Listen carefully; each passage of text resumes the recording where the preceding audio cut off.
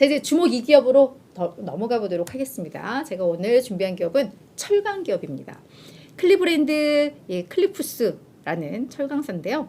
미국에서 철강을 생산하기도 하고 원재료죠. 이 철광석을 또 캐내서 이걸 또 공급하는 뭐 그런 철강사들에게 공급을 하겠죠. 뭐 이런 기업입니다. 그래서 이 기업도 클리브랜드라고 할게요. 제가 클리브랜드도 간밤에 8.7% 주가가 올랐는데요.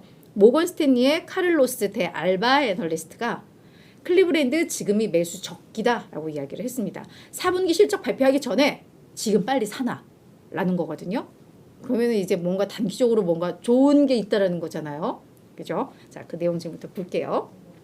그래서 투자 의견을 종전 비중 유지해서 비중 확대로 확대했고요. 목표 주가도 13.6달러에서 26달러로 90%나 상향 조정을 했습니다. 추가 상승 여력 간밤에 8.7% 올랐음에도 불구하고 여전히 24% 더 오를 수 있다라고 한 거죠. 자, 그럼 클리브랜드가 그리고 참고로 올 들어서 새해 들어서만 지금 30% 정도 상승하고 있거든요. 뭔가 있다라는 거죠. 자, 지금부터 보도록 하겠습니다. 자, 일단 클리브랜드 클리프 우리 사실 어떤 기업인지 잘 모르잖아요. 그죠? 그래서 어떤 기업인지 먼저 좀 살펴보자면 역사가 깊은 기업입니다. 1847년 광산 회사로 출범을 했는데 뭐 다양한 M&A, 특히 철강 기업들의 M&A를 통해서 지금 미국에서는 2위의 철강 기업입니다. 미국 내 2위 기업이고요. 다만 이 평판압엽 요걸로는 북미에서는 지금 최대의 철강 기업이라고 하고요.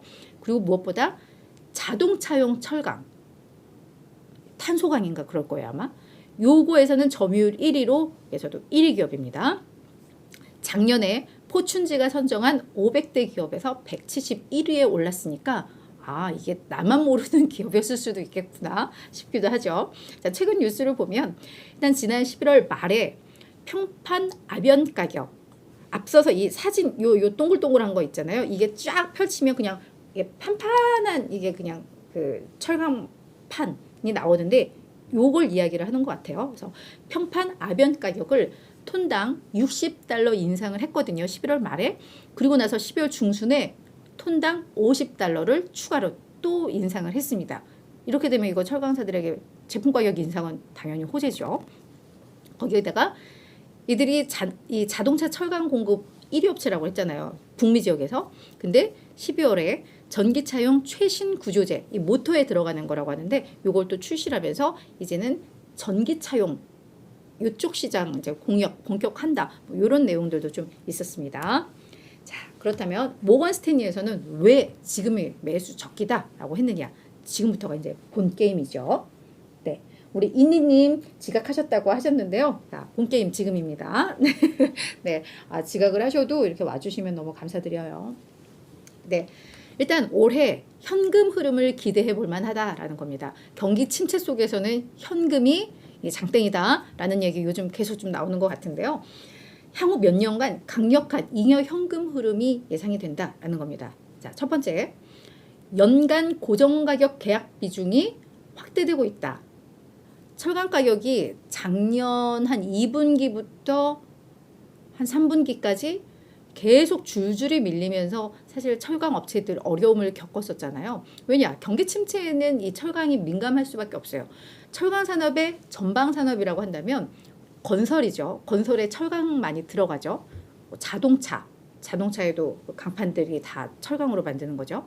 그 다음이 뭐 가전, 이런 게 철강의 전방 산업인데 지금 말씀드렸지만 건설, 자동차, 가전, 경기에 민감한 섹터죠.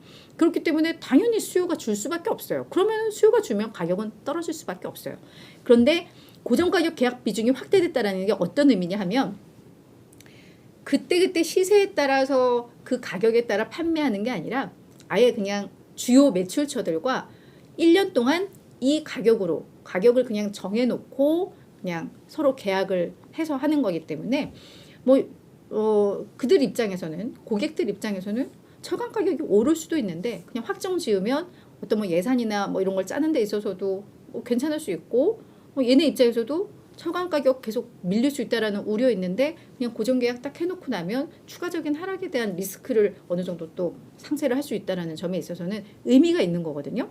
그런데 그냥 단순히 고정가격 계약을 확대느냐가 아니라 가격을 인상하면서 확대를 한 거거든요. 그 내용을 보면 일단 자동차용 제품, 탄소강 이게 주로 고정가격으로 계약이 이루어지는데 요걸 2023년 올해 톤당 100달러를 인상을 하면서 요 고정가격을 이제 계약을 이루어지고 있다라는 겁니다. 그래서 당초에 작년에는 톤당 1,300달러였던 걸 이제는 톤당 1,400달러에 판매를 하겠다라는 거고요. 요 자동차용 제품 탄소강 외에도 전기강판이라던가 스테인리스 강 제품의 고정 가격도 다 인상을 했다라고 이야기를 했습니다. 그러면서 전체 매출에 있어서 고정 가격 계약 비중이 약 40에서 45%에 달할 전망이다. 그러면 철강 가격에 따른 변동성이 한 50%는 줄어든다는 얘기죠. 근데 이런 이슈가 좀 있습니다. 그러면 가격을 인상하면서 그 계약 비중이 늘어나기 때문에 현금 흐름은 괜찮을 수 있다라는 거고요. 또 하나는 자본 지출 계획이 지금 가셔야되고 있는 게 없다고 합니다. 어디 M&A든 어디 투자든 이게 되면은 현금 지출이 늘어나게 되는 거죠. 자본 지출인데 지금 그런 계획이 없다라는 점에서 아마 현금이 계속 쌓일 가능성이 있다라고 이야기를 한 겁니다. 그러면서 단순히 이게 왜 의미가 있느냐?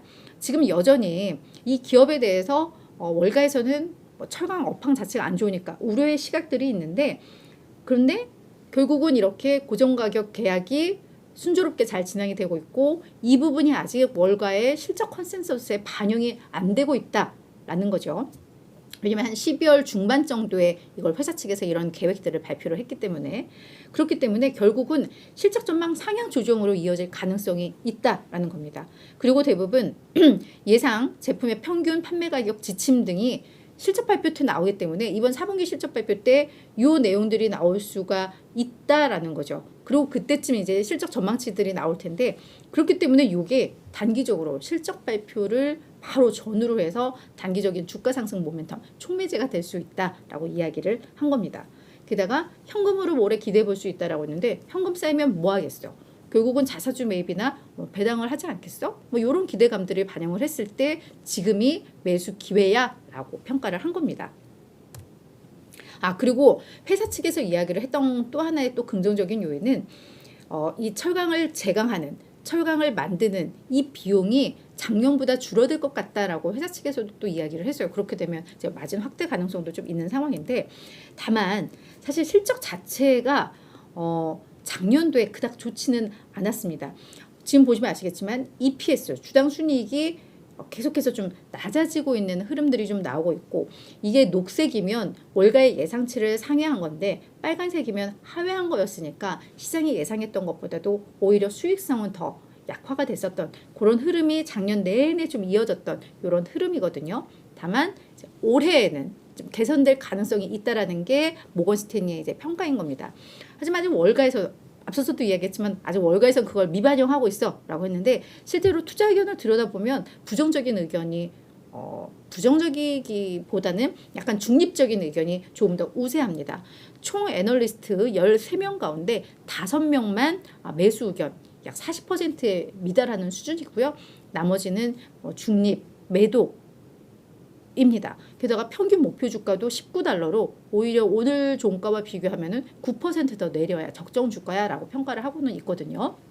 그러니까 실제로 이들이 실적 발표를 전후해서 이런 가이던스를 높이는지 이게 사실은 포인트가 될 것 같아요. 근데 모건 스탠리의 말을 들어보자면 미리 사서 선점해라 라는 거긴 한데 이 모건 스탠리 말만 믿기에는 우리가 그동안 또 이 월가 보고서에도 너무 많이 당해가지고 그죠? 좀 위험 부담이 있기는 한데 앞서 이야기했던 그 논리들이 내가 봤을 때 맞겠다 싶으면 긍정적으로 접근하는 거고 아직은 좀 불안해.